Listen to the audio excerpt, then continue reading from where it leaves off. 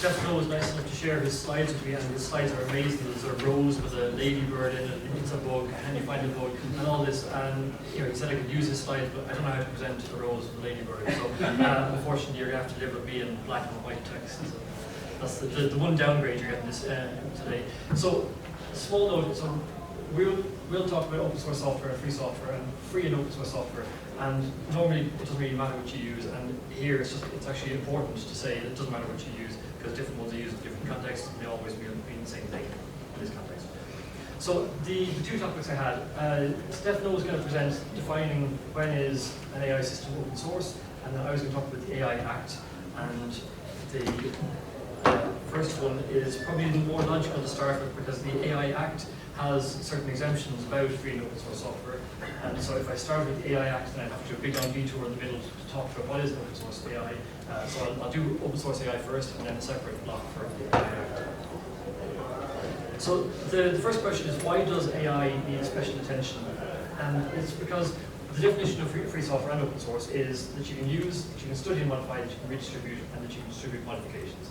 So these are the objectives, and then the implementation is you have to write a license giving all the permissions, and you provide the source code so that the technical possibility is there. Now, for the first, third, and fourth, it's the exact same for AI. You can get the AI system and you can put it on hook and face, or you can do whatever you want, you can run it on a computer. The tricky one is how to study and modify an AI system. So the problem is when somebody gives you an AI model, it is usually a large number of numbers, and so it's basically, it could be looked at as a database or a spreadsheet with a billion or a trillion numbers in it. And so the problem is when somebody gives you all these numbers, and then they write it on a piece of paper that this is your license, you have permission to study and modify, what good is that permission when all you have is this database with a billion numbers? So the thing we look for that makes it technically possible to study and modify software is we look for source code. And the source code is the term we usually use, but the longer form is the preferred form for humans making modifications. So then the question is, well, for an AI model, what is that? So there's one term, I just want to mention it just because I won't mention it, or I won't use it again, and that's that some people talk about an AI system, and there is a certain company that's going around the European Parliament, and they have this big complicated diagram with 25 modules, and they're saying this is what an AI system is, and this is how it works. And if you're showing somebody a diagram with 25 modules, it's not because you want them to understand it. And so I looked at this diagram, and there's an inference layer, and a network layer, and an interface, and all these different things. And if you think about it, it's actually software,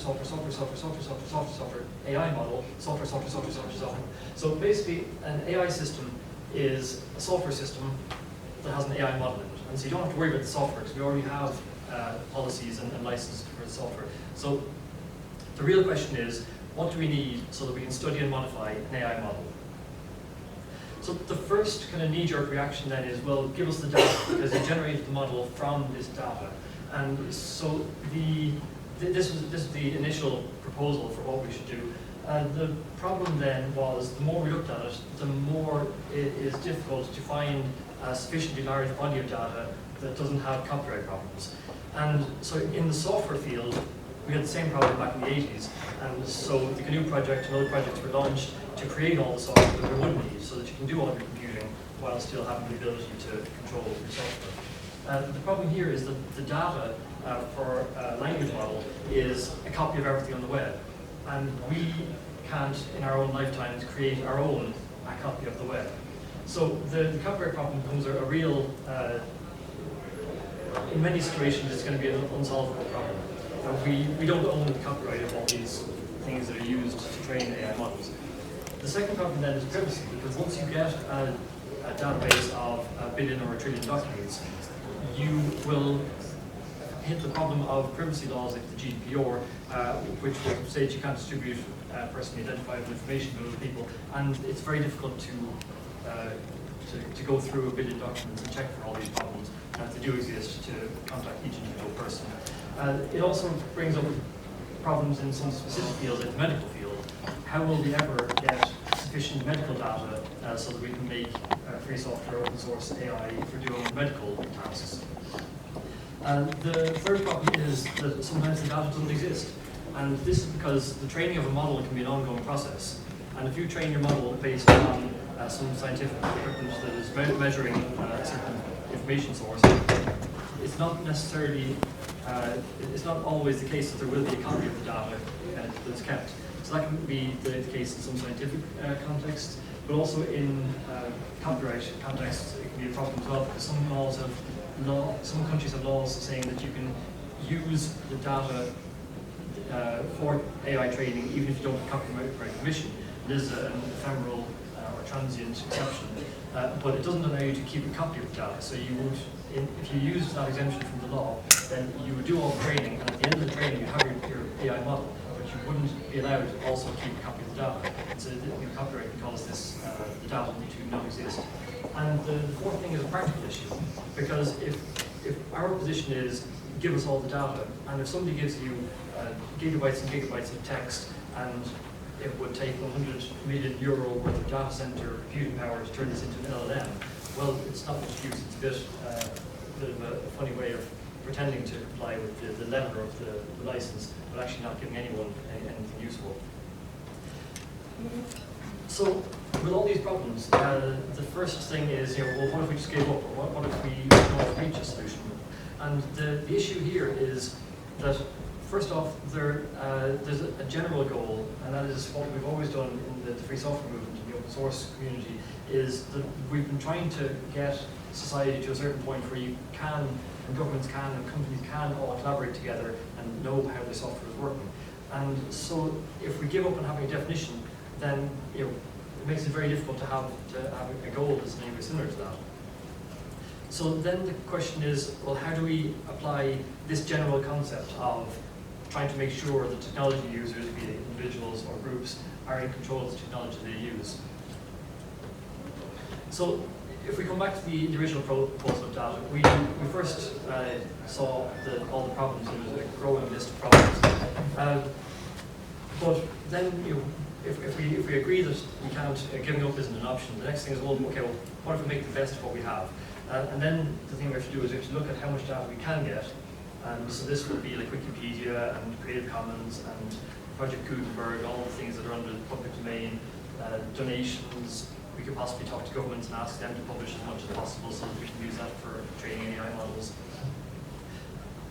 But we will probably end up in a situation where certain types of tasks can be done well, and certain types of tasks can't be done at all. We might end up with a situation, for example, with language models, where if we do all our training based on public domain books, then we find that the LLM at the other end speaks like either a government website or a person from 100 years ago. And so this is something we have to decide. Does that mean, is it good enough, or is that useless?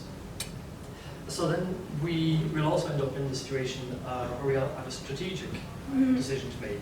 Because if we gather all this data, and it's all open data that can be reused by everyone, well then it can also be reused by the Metas and the Googles of the world, and that might be fine, except that they have a bunch of data that they can buy from all these data brokers, and so they have other data that we don't have access to. And so we'll be putting ourselves in a situation where we're always second best, and we'll have no path to ever having the best AI systems or even a comparable AI system. And not only that, but every effort we make to improve the quality of ours will be like a free donation to those corporations. So people would be going to the library for a couple of books and using their time and energy, and then this would also be available, and that would seem to many people as an unfair situation, which also affects people's motivation. So the second path then is that instead of asking for the data and rebuilding from the data, we could try and study and modify the model directly. And so this is what people do, and it's called fine-tuning or incremental training. And that's a way of adding extra data to a data, or to a training data source, or to add negative data to counteract some biases that are currently in the model. And so we know this is possible, and there are good stories of things people have done through this. However, I at least haven't heard enough about whether this is really enough, whether you can really take control of an AI model and modify it to behave as you wish it would behave. So those are the two paths we're kind of pursuing. The training data, is it possible to get enough, and the direct directly modifying the model itself. The current status is on both. We are not very far down the road. You could say we've got about 20% done. It's a bit of an arbitrary number, but the other thing is that it's not a timeline whereby after doing 2 years of this, we add on another 8 years, we get there. It's a progress bar, and it seems to be a little bit stuck at the moment, my perception at least. So there are reasons to think that we will make some progress in this attempt to define or to create a concept of free and open source AI.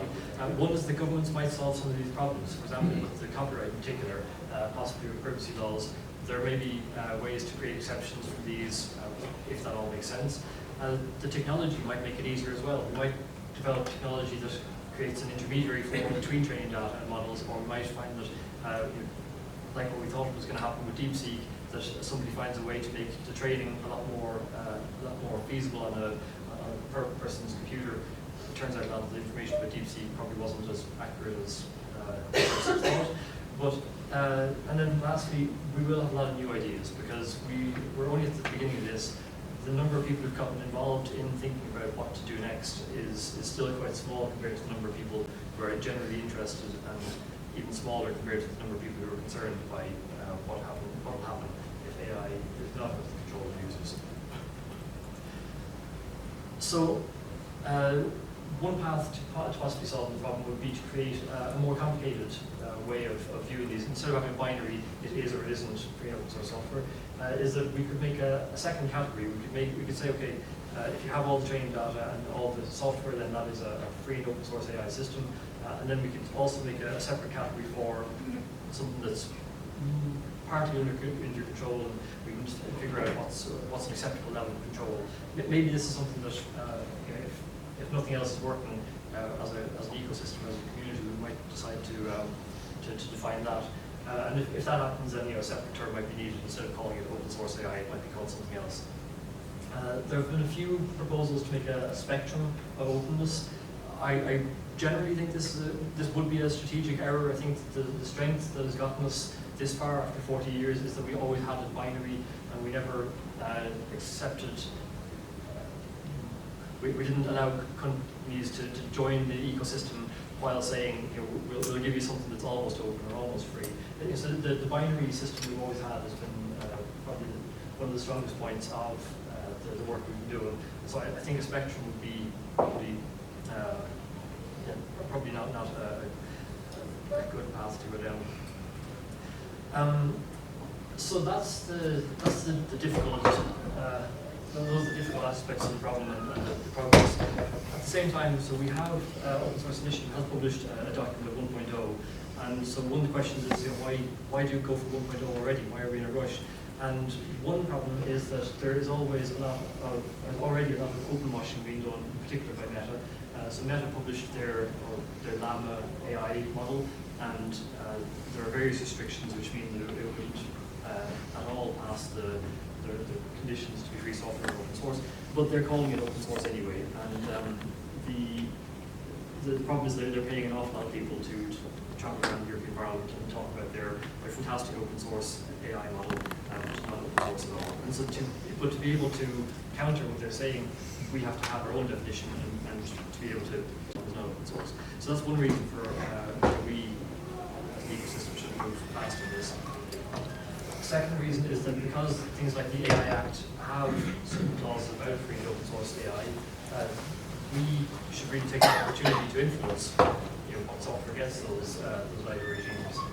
And then the third issue is that as a community or as an ecosystem, we will stand to benefit from having a common understanding. If we all agree on what is free and open source AI, then we could work towards that goal.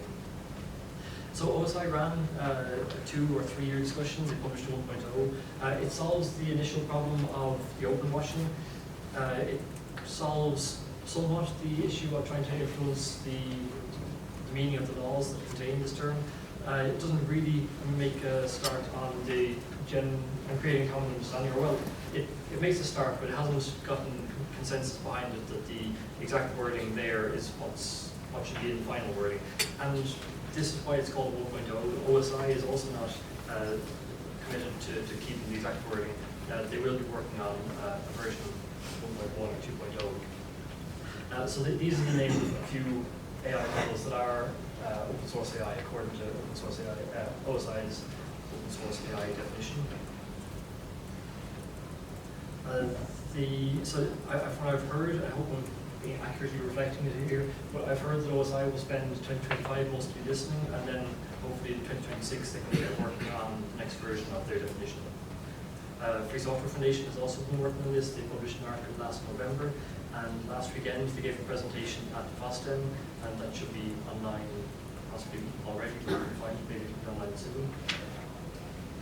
So my general advice is that I think people should listen to the various discussions that are taking place in OSI, in FSF, and then other experts and groups.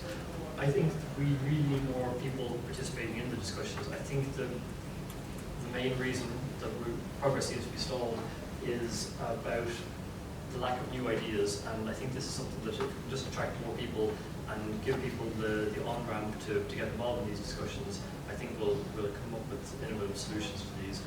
And then the last thing I'd just say is that there's some people who've been in favor of OSI's text, or some people who've been against it, and people seem to be taking sides already, which I think it's really important to highlight that we're very much at the beginning of this discussion, and so it's something that may get solved, and the problems may change, and the context is going to change over the next 5 years. And so really, at the moment, it's not the time, in my opinion, for taking sides. Rather, we have to look at more and more ways to make progress in this. And so that's one thing I would recommend everyone working together as much as possible, and trying to heal any rifts that get created, because that's the best time before. With that, it was difficult to cram all that into 20 minutes, but I will then quickly present what the EU has been doing at the same time. So the EU AI Act is really important because it's the first such law in the world, and this isn't just we're the first. This is just there's a feature of the European regulatory system. In the US, they like to let things develop, and then when things go a bit crazy, they step in and regulate. In the EU, when they see something new, they like to make a legal framework that this new thing can grow inside it. And so, for that reason, whenever we talk about copyright and patents, it's usually the US that has the most case law on these very old laws. But for something new, like the Cyber Resilience Act last year, or the EU AI Act, the EU is the first one to work on these things, and which makes it difficult because we know the parts of the world that we can look at and see what they got wrong or what they got right. And so it was a best effort. Their goal, they wanted trustworthy AI and legal certainty, and then also because of Corona, the work of the Parliament it's normally done in 5-year blocks, but the first year and a half of this 5-year block was spent wondering how to shut things down and open things up again. So so this is a new piece of legislation for the EU, but it's also a new piece of legislation, or a new category of legislation for us as an ecosystem, because we have worked on software licenses since the mid-80s, but we have never had to work on market regulation, which is regulation about access to markets. So that's, it's new for us. We don't have an ecosystem of experts on this topic, and it's new for the European Union in the sense that it's a product. It's product regulation, but all the terminology and all the frameworks for product regulation in the EU, they're clearly developed with physical products in mind. And so then we come to a lot of problems of, whenever they have a non-commercial exception, for example, when is a website non-commercial, or when is a download or a service that's provided non-commercial? These things aren't as clear for software as they are for physical products. So the European Union was able to finish the draft of the text, and that was done last summer, and then it was published, and 20 days after it was published, it enters into force. But the important word for EU legislation is applicable. So the law exists on the books, but the fines and the requirements are generally not applicable yet, and they have a timeline in the AI Act for all these different parts to become applicable. And this is really important because if people think that the law is done, and we're currently living in the world of the AI Act, you look around and say, well, not much changed. You might get the impression that, well, maybe it wasn't that big a deal, but actually the terms and the requirements of the AI Act have not yet become applicable. The last week was actually when the first small parts, it doesn't affect us too much in this room, but there were certain types of AI that were deemed unacceptable risks, and they were actually, that ban came into force, became applicable there last Tuesday, whatever we do. In May, there's a code of practice, which is a guideline, an official guideline for how to comply with the AI Act, and that should be published by the 2nd of May. And then on the 2nd of August, a lot of the penalties will start applying. And then there's also further timelines for a dozen other aspects of the AI Act. In general, the AI Act sorts things into by risk. If it's minimal, limited, high risk, or unacceptable risk. The unacceptable risk category that has been now officially banned is things like social scoring and exploiting people's vulnerabilities, biometrics to guess characteristics of people. But there's multiple provisions that are specific to free and open source software. And so it says that the regulations do not apply to AI systems if they're free and open source software, or as long as they don't contain high risk or Article 550 or Article 5. And so this looks like a nice exemption. However, there's also another part that says that this shall apply only if the AI system is not provided against a price or otherwise monetized. So it's actually an exemption for non-commercial free and open source software. So then and the other thing is the list of categories which are not included in the exemption that we don't get out from is some of them are slightly broad, generating synthetic audio, image, video, or text content. Then there's things like generating deepfakes, but deepfakes are defined as fakes that would be presented as authentic. So it's still possible to create deepfakes that are of a person's likeness as long as they're not presented as being that person. And then the generating of text on matters of public interest, I presume that's so that news websites would have to declare if their AI generated content is AI generated. Then in general, there are multiple FOSS exemptions. In general, free and open source software gets a lighter regime. There are recitals 10, 102, 103, 104, which you get more information about. However, the text itself does not define what is a free and open source AI system, beyond saying that it's one that allows users to run, copy, distribute, study, change, and improve software, which brings us back to the start of the presentation. What is this exemption anyway?